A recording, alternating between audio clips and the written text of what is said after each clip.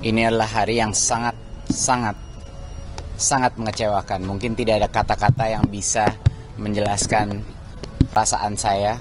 Mulai dari keputusan kemarin, Saudara Ibam mendapat keputusan vonis bersalah 4 tahun yang sangat tidak masuk akal.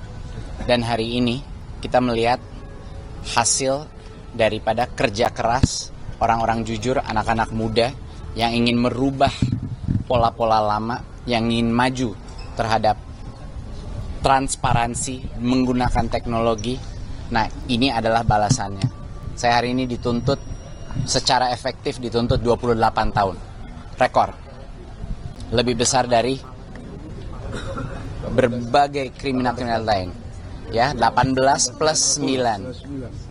Ya, jadi 18 plus 9. Dan plus 9 itu adalah uang pengganti. Dan uang pengganti itu adalah jauh di atas harta kekayaan yang saya punya. Jadi bisa bayangkan, itu artinya otomatis saya dituntut oleh kejaksaan 28 tahun. Untuk kesalahan apa? Tidak ada kesalahan administrasi apapun, tidak ada unsur korupsi apapun dalam kasus saya, dan seluruh masyarakat sudah mengetahui. Jadi saya bingung. Kenapa? Kenapa tuntutan saya lebih besar daripada pembunuh? Penuntutan saya lebih besar daripada teroris. Nah, ini mungkin adalah karena di dalam alur persidangan ini sudah terang benderang bahwa saya tidak bersalah.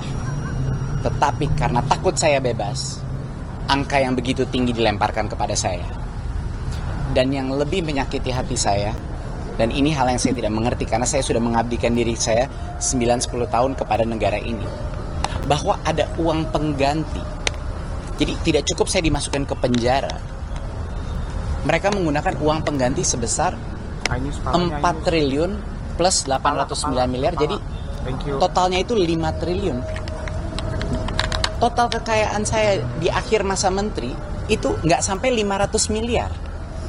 Dia menggunakan satu angka yang menjadi puncak nilai kekayaan saya pada saat IPO. Cuman sekejap itu. Itu artinya kekayaan yang tidak real atau fiktif. Dia menggunakan angka itu, lalu itu yang dijadikan uang pengganti. Dan mereka tahu saya tidak punya uang itu. Jadi kenapa itu dilempar kepada saya? Yang lebih mengejutkan lagi adalah tidak ada hubungannya. Uang itu adalah kekayaan sah yang saya dapatkan menciptakan jutaan pekerjaan dengan saham Gojek. Itu adalah saham yang saya dapatkan di tahun 2015 dan semua pembuktiannya sudah ada. Tetapi tetap saja itu digunakan sebagai senjata hukum. Nggak tahu untuk menakuti saya, untuk menekan saya, tidak mengerti apa sebenarnya alasan dari ini. Tapi yang ini terus terang hari ini dengan efektif pidana 18 tambah 9 berarti 27 ya. 27 tahun pidana. Saya sudah tidak tahu lagi apa harapan bagi anak-anak muda di negara ini. Apa harapan bagi generasi muda yang sedang melihat cara kita diperlakukan seperti ini. Dan apakah ini memberikan pembelajaran buat saya? Kalau saya melawan balik, kalau saya membuka kebenaran di dalam sidang, apakah inilah hukuman saya? Mungkin itu yang terjadi.